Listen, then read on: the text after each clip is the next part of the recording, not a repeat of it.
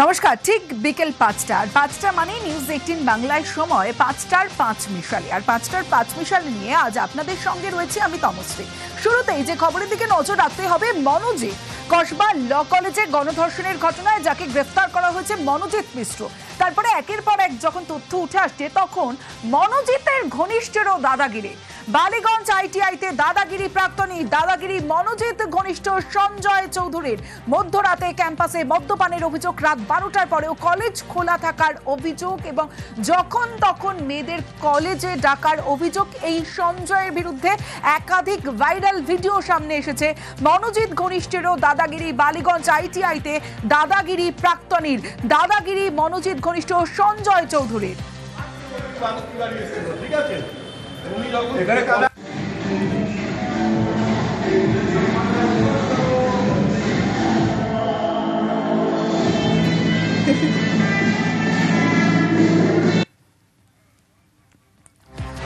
মনোজিৎ ঘনিষ্ঠ সঞ্জয় চৌধুরী, তার দাদাগিরির খবর এবার সামনে আসছে একের পর এক ছবি, একের পর এক ভিডিও। সঞ্জয় চৌধুরী মনোজিৎ মিশ্র ঘনিষ্ঠ এবং সব সময় মনোজিতের সঙ্গেই এই দেখা যেত এবং একাধিক অভিযোগ উঠে আসছে এই সঞ্জয়ের বিরুদ্ধেও। সরাসরি চলে যাব, আমার সঙ্গে রৌনক রয়েছে, রৌনকের সঙ্গে কথা বলবো।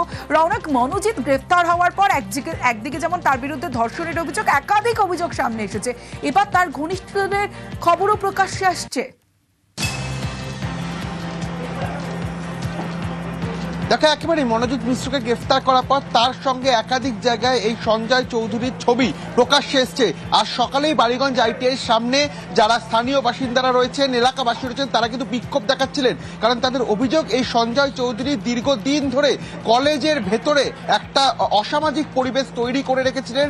রাত বাড়লেই চলতো মদ্যপান, মদের আসর বসতো সেখানে, এবং রাত বাড়লেই বিভিন্ন ছাত্রীকে বা পড়ুয়াদের কলেজের ভেতরে ডাকা হতো। 5টা থেকে 6টার মধ্যে যে কলেজ বন্ধ হয়ে যাওয়ার কথা, রাত 12টা পর্যন্ত সেই কলেজে একেবারে তিরস্বরে গান বাজিয়ে সেই পার্টি চলতো।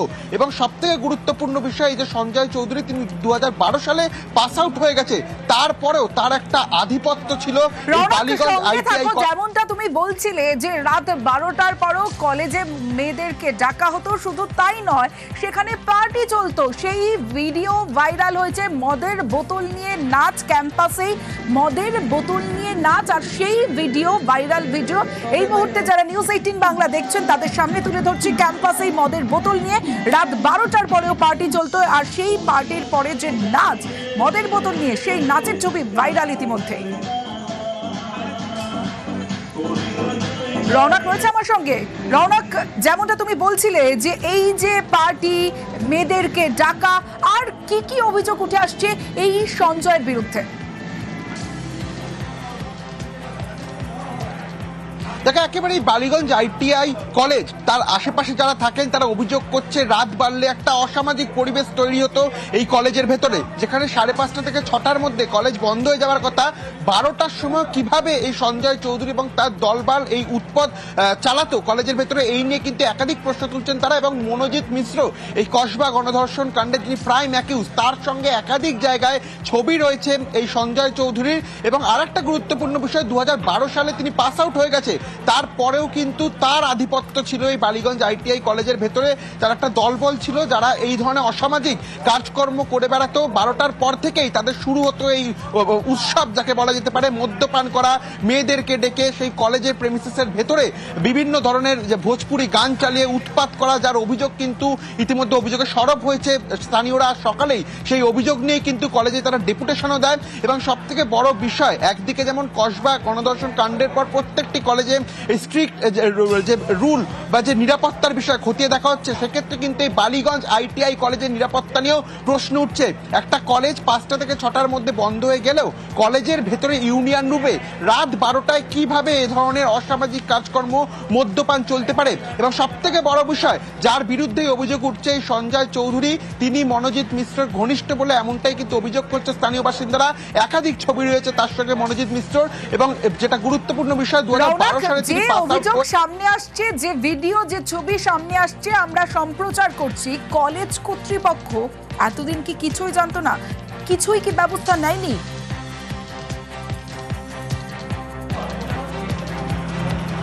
দেখো একেবারে কলেজ কর্তৃপক্ষের সঙ্গে যোগাযোগ করালে সেরকম কোনো সদুত্তর কিন্তু কলেজ কর্তৃপক্ষের তরফ থেকে পাওয়া যায়নি। তারা যাদের সঙ্গে যোগাযোগ করা হয়েছে তাদের কথা কেউ নতুন এসেছে, তাদের কাছে এইরকম ধরনের কোনো রেকর্ড ছিল না।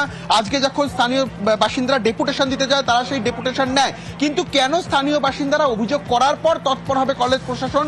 যেখানে এই কসবা গণধর্ষণ কাণ্ডের মতো একটা কাণ্ড ঘটে গেল, তার কিছুটা দূরত্বেই বালিগঞ্জ ITI কলেজ, সেখানে এই মনোজিৎ মিশ্র ঘনিষ্ঠ এই সঞ্জয় চৌধুরীর দাপটে কার্যত নাজেহাল আশেপাশে এলাকাবাসীরা। তারা নিজেরা এসে আজ সকালবেলা অভিযোগ করছেন, বিক্ষোভ দেখাচ্ছেন, এবং এটা এক দুদিনের ঘটনা নয়, দীর্ঘদিন ধরে এইরকম ধরনেরই কিন্তু ঘটনা ঘটে আসছে এবং একাধিক ছবি ভিডিও সোশ্যাল মিডিয়া সামাজিক মাধ্যমে কিন্তু ভাইরাল হয়েছে, যেখানে দেখা যাচ্ছে কলেজের ভেতরে ইউনিয়ন রুম, কলেজের প্রেমিসেসের ভেতরে তিরস্কারে গান বাজিয়ে মদ্যপান করে একটা অসামাজিক কার্যকলাপ করা বা একটা অসামাজিক পরিবেশ তৈরি করা, যেখানে আশেপাশেই কিন্তু ঘনবসতিপূর্ণ অঞ্চল। সেক্ষেত্রে কিভাবে একজন প্রাক্তনী যে 2012 সালে পাস আউট হয়ে যায় তার এরকম কলেজের ভেতরে আধিপত্য থাকে, রাত বাড়লেই মেয়েদেরকে কলেজের ভেতরে ডেকে নিয়ে আসা।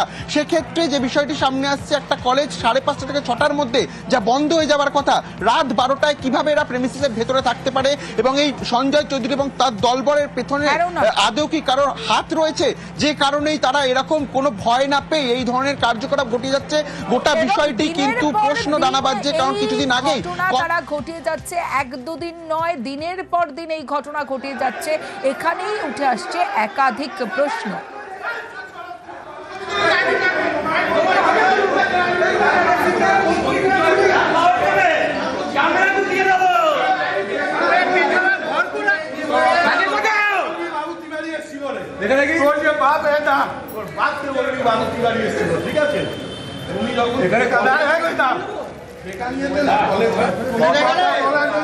কথা শুনতাম, রংবাজি করলে একদম খুলে দেবো।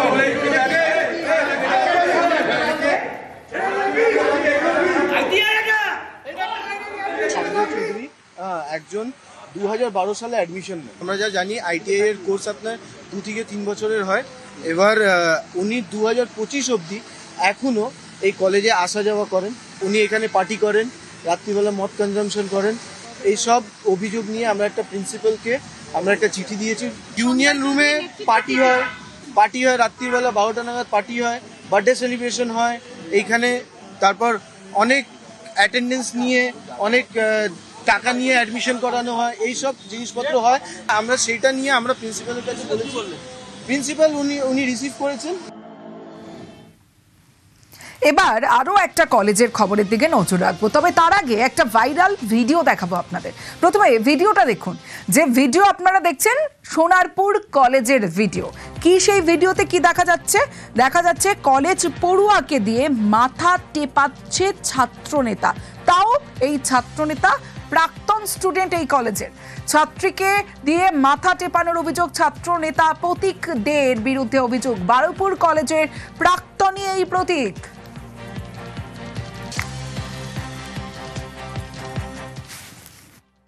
প্রতীক দে যে আছে উনি আমার দাদার বয়সী, ওনাকে আমরা দাদা ডাকি। ওখানে ইউনিয়ন রুমটাকে দেখানো হয়েছে, যে ইউনিয়ন রুমে বসে আমরা নাকি এই ভিডিওটা আমি যেটা দেখলাম, তো ওটা সম্পূর্ণ ফেক, আর ওটা আমাদের ইউনিয়ন রুম ছিলই না। দাদার নিয়ে যে এই কথাটা যে উঠেছে, এইটা সম্পূর্ণ মানে ভুল কথা। আর যে ভিডিওটা করা হয়েছে সম্পূর্ণ ফেক ভিডিও করা হয়েছে। এখানে যারা করেছে তৃণমূল ছাত্র পরিষদকে বা আমাদের ইউনিয়নকে বদনাম করার জন্য এটা করেছে।